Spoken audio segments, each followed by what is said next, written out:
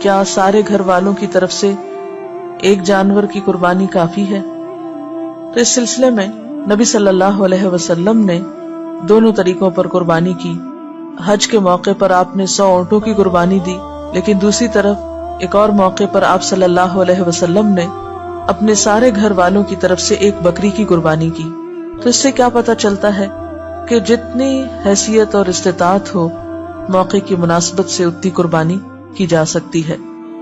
حضرت عطا بن یسار روایت کرتے ہیں کہ میں نے ابو ایوب انصاری رضی اللہ تعالی عنہ سے پوچھا کہ آپ رسول اللہ صلی اللہ علیہ وسلم کے زمانے میں قربانیاں کیسے کرتے تھے، یعنی اس دور میں آپ کا طریقہ کیا تھا؟ انہوں نے کہا کہ ایک آدمی ایک بکری کی اپنی طرف سے اور اپنے اہل خانہ کی طرف سے قربانی کرتا تھا. گویا ایک قربانی ایک انسان کی اپنی طرف سے، قربانی کرنے والے کی اپنی طرف سے اور باقی گھر والوں کی طرف سے بھی ادا ہو جاتی ہے، اور وہ خود بھی اس میں سے کھاتے تھے اور دوسروں کو بھی کھلاتے تھے. ہوتے ہوتے لوگ فخر کرنے لگے، یعنی صرف نمائشی طور پر پھر زیادہ سے زیادہ قربانیاں ہونے لگی اور نوبت یہاں تک پہنچ گئی جو تم دیکھ رہے ہو. یعنی صرف ایک پر کفایت نہیں کی جاتی، محض دکھاوے کے لیے یا شان و شوکت کی خاطر زیادہ سے زیادہ تعداد بڑھا لی جاتی ہے.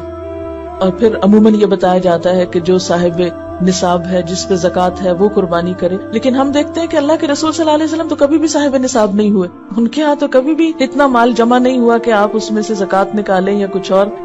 وہ تو جو آتا تھا دے ڈالتے تھے. اور یہاں تک حالت تھی تنگ دستی کی کہ حضرت عائشہ رضی اللہ تعالی عنہا سے روایت ہے کہ جب سے آل محمد مدینہ میں آئے، یعنی آپ صلی اللہ علیہ وسلم کی فیملی جب سے مدینہ میں آئی، کبھی مسلسل 3 رات تک گندم کے آٹے کی روٹی سے سیر نہیں ہوئی، یہاں تک کہ آپ صلی اللہ علیہ وسلم وفات پا گئے. یعنی 3 دن بھی مسلسل روٹی نہیں پکی آپ کے گھر میں تھرو آؤٹ مدنی پیریڈ، پھر بھی آپ قربانیاں کرتے رہے.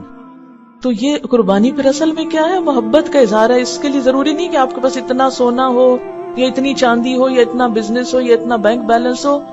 بس آپ دیکھیں کر سکتے ہیں تو کر لیں. آپ صلی اللہ علیہ وسلم 10 سال مدینہ میں رہے اور ہر سال قربانی کی. اسی لیے آپ نے فرمایا، ابو داؤد کی روایت ہے، اے لوگو، بے شک ہر گھر والوں کے ذمے ہر سال قربانی ضروری. ان علی کل اہل بیت فی کل عام اضحیہ.